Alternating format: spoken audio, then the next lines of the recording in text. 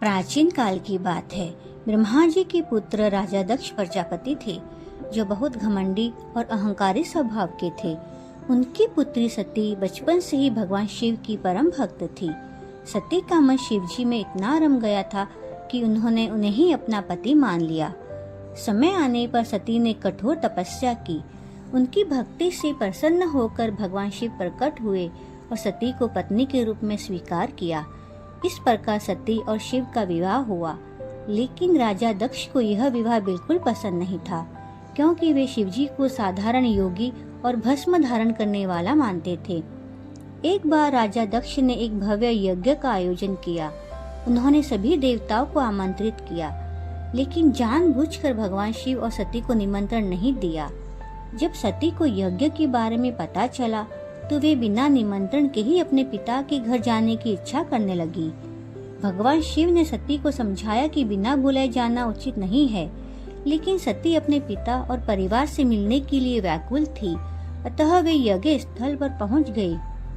वहां पहुंचकर सती ने देखा कि सभी देवताओं का सम्मान हो रहा है, लेकिन भगवान शिव का अपमान किया जा रहा है।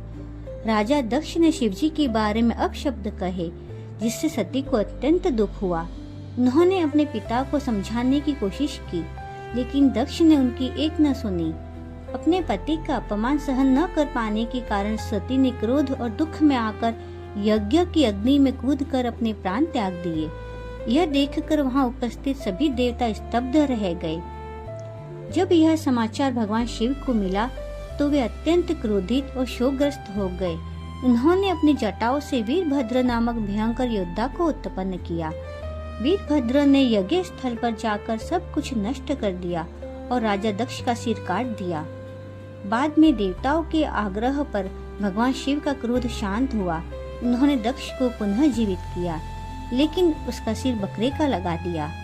सती के वियोग में भगवान शिव अत्यंत दुखी होकर उनके शरीर को लेकर तांडव करने लगे। तब भगवान विष्णु ने सुदर्शन चक्र से सती के शरीर के टुकड़े कर दिए, जो पृथ्वी के विभिन्न स्थानों पर गिरे। इन्हीं स्थानों को शक्तिपीठ कहा जाता है। सच्चा प्रेम तथा भक्ति सदैव अमर रहती है। हर हर महादेव।